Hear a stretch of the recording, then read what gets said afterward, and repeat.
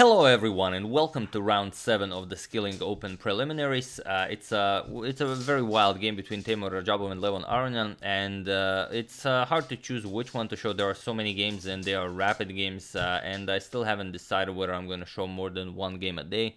Ever since I've returned from surgery, I've been keeping it at a one video per day pace, but we'll see. Maybe I can squeeze in a few more. So I chose this one because I've seen a lot of people have already shown some other games, but this one is very enjoyable, so I do hope you guys enjoy it as well. So Rajabov with the white pieces opens with d4. We have knight to f6 by Levon, c4, and now e6, going for the some sort of an Indian defense. Depends on what white plays. We have knight to f3, so the so-called anti-Nimzo variation, as it doesn't allow bishop to b4 to come with a pin, and here d5 by black, and we've just basically transposed into the queen's gambit declined, knight to c3, and now bishop to e7. We have bishop to f4, and now we have castles by black, and here e3. Just continuing development, the light square bishop can now be developed. We have knight bd7 and a3. We have c6 and now bishop to e2. So this is all very standard stuff, played lots of times. D captures, it's usual. Black will always wait for white to develop this light square bishop before capturing on c4. If black decides to capture on c4, so captures, so white would not gain a tempo by just capturing and then allowing white to capture on c4 right away. We have b5, bishop back to d3, and now a6, closing this position like this, as at some point you might want to play c5, so we wanted the b5 pawn to be protected, and you might consider something like bishop b7, rook c8, c5, and so on. However, here Rajabov goes b4, and it's a new move in the position, and it's very interesting because it's not all that clear how black will execute c5 at any point, since the b and d pawn are covering the c5 square nicely. So here Aronian immediately goes a5. He says, okay, I don't have to play it like that, I can open up the a file. So rook to b1, and here Levon trades, captures, and now bishop to b7. Rook to a3 seems like a very active move, as it's a very nice active move with the rook, also attacks the knight. However, queen c1 defends and attacks simultaneously, and you're just gonna have to bring the rook back, and you could also maybe bring it to a6, but it doesn't seem like it's gaining anything. So instead, bishop to b7, and now comes queen to c2, putting pressure on this h7 pawn. And while you can play h6 at any point, it could be a bit risky. Black still hasn't castled, so you don't know if he's even white. You still don't know if he's planning to castle. He might have some h4 knight g5 ideas planned with some sacrifices, so who knows. We have knight to b6. Now the knight can come to c4 and d5, and here Rajabov prevents the knight from coming to d5. He plays e4, but really he's preparing e5 to kick away the knight, and by doing so, the defender of the h7 square. We have knight to c4 here, now threatening knight to a3 to win material, as the queen and rook will be under attack, and now bishop to c1. The bishop now defends the a3 square, and here Levon could go knight to a3 just the same, force white to give up the dark square bishop. However, he decides to go knight to d7, and it's a very interesting move, because you could just play h6 and you don't have to worry about this bishop ever capturing the h7 pawn after e5 is played. But he goes for this different line. He allows the pawn to be captured, and he says, okay, your king is still in the center of the board.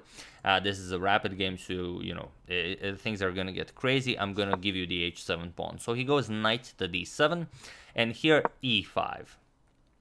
So the h7 pawn is threatened, and now if you don't want to play something like g6 to defend against bishop captures, you have to try something else. So here Levon plays f5. He says, okay, you can capture en passant, and then I'm gonna capture on h7, and my king in the center of the board will be perfectly fine. So let's see how Rajabov deals with this. He captures on f6, we have bishop captures, and now he grabs the pawn. Bishop captures on h7, king h8 by Levon, and now bishop back to e4. You don't want to allow this bishop to be captured.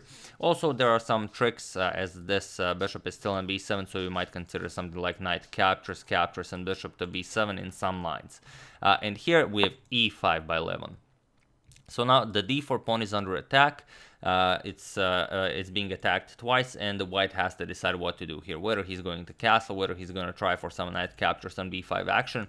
But he already grabbed the pawn, and Rajabov wants to keep the e file closed, as his king is still in the center of the board, and obviously he still hasn't decided whether he's going to castle or whether he wants to do something like h4 knight g5, rook h3 later on.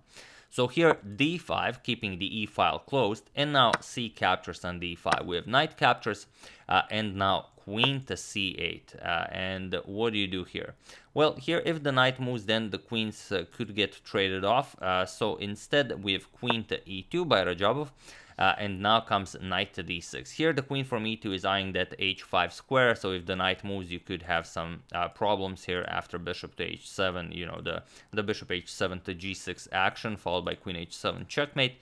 So here knight to d6, attacking the light square bishop here, saying, okay, I'm not going to allow you to do that, you can move the bishop, and after you move the bishop, I'm just going to play something else. For example, if you play bishop to d3, then of course ideas like e4 come to mind, and it's just going to be much better for black. However, after this knight to d6 move, Levon missed one idea from Rajabov. Now, feel free to pause the video and find this absolutely winning idea while I give you a couple of seconds. So, for those of you who were able to do it, congratulations on spotting that, well, you can always give up one of the pieces if you can checkmate your opponent afterwards. And for those of you who just want to enjoy the show, it's knight to g5. And now you see black is facing some serious difficulties as queen to h5 check is coming. And even though you can capture both the bishop and the knight, it simply doesn't work. So we're going to try capturing the knight first. The problem is, after queen to h5 check, whatever black plays, the black is lost. If you go king to g8 right away, you face knight to e7 check first, because if you just try this idea, bishop h6 followed by bishop h7 followed by bishop to g6 check, black will black will block with the bishop. So by playing knight to e7 check first, you are forcing black to capture because the king has nowhere to go. All of these squares are covered, so bishop captures, and now you are free to checkmate the black king. So just bishop h7 check, of course this is covered, king here, check here, and then it's checkmate. So this is what happens if you, after queen to h5 check, decide to move the king. Another idea, which is of course much better, is bishop to h6 right away, but it also doesn't work because just bishop captures on h6. And now you have nothing. If the pawn captures, then just captures followed by checkmate. And if you try something like rook to f6 to make some breathing room for the king, again doesn't work. Just bishop e3, a discovered check. And after you move the king, now comes knight to e7 check. You win the queen, and it's game over. So this is what happens after this knight to g5 move if the knight is captured. So you might think, but why not capture the bishop instead, and then maybe we can do something with that. Also doesn't work because it's now a very clean checkmate in 2, just queen h5 check, king to g8, and queen to h7 equals checkmate, because the knight, unlike the bishop, can cover the f7 and the h7 squares both from here. Bishop can also do that from g6, you know, but the bishop was not on g6.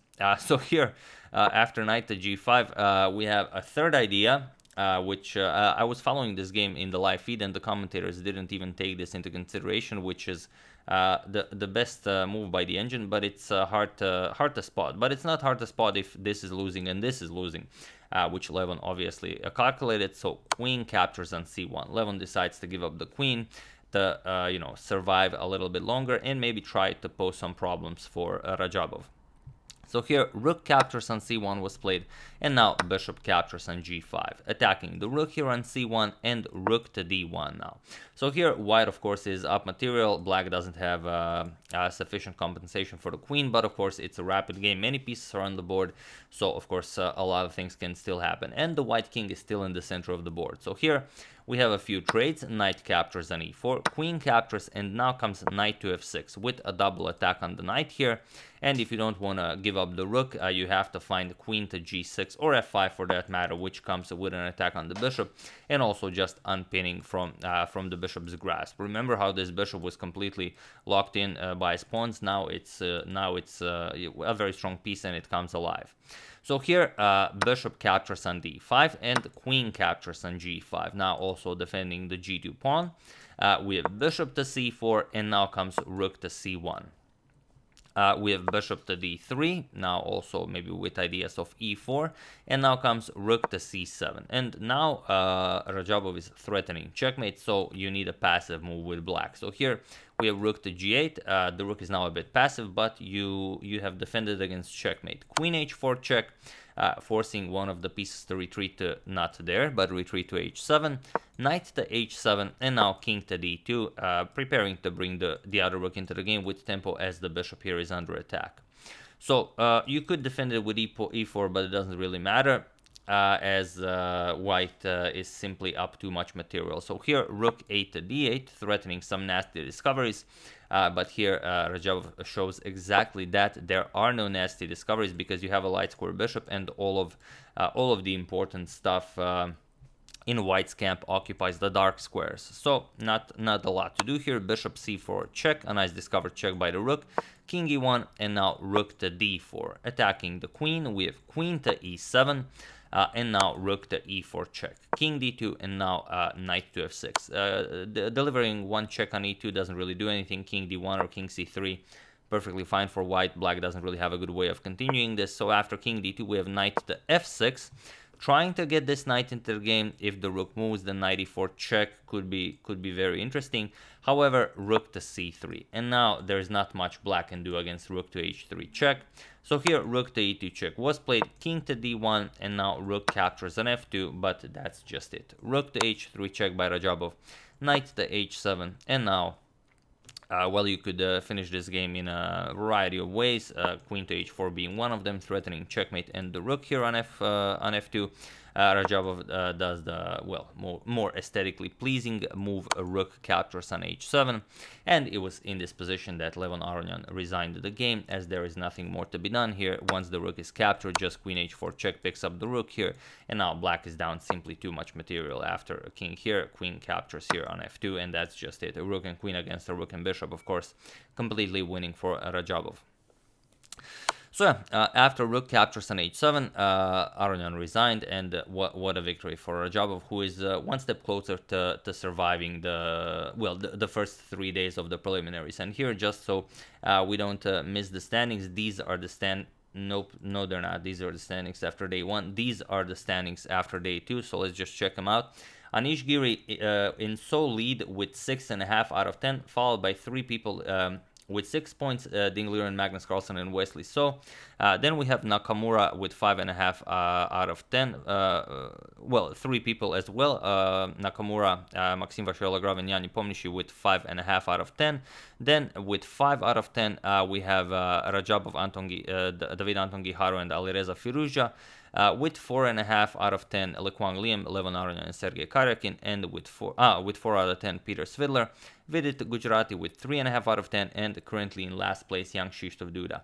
But what's amazing here, the difference between first place and, let's say, well, first place is 6.5 points, and already 9th place is only 5 points. So a 1.5 difference between Giri, who's in first place, and, for example, Anton Giharo, who will not be participating in the tournament if he remains in 9th place. So it's going to be incredibly intense, as third day is starting today. So we're going to see what happens. Should be pretty crazy, and everyone's going to be fighting to remain in the tournament after the preliminaries.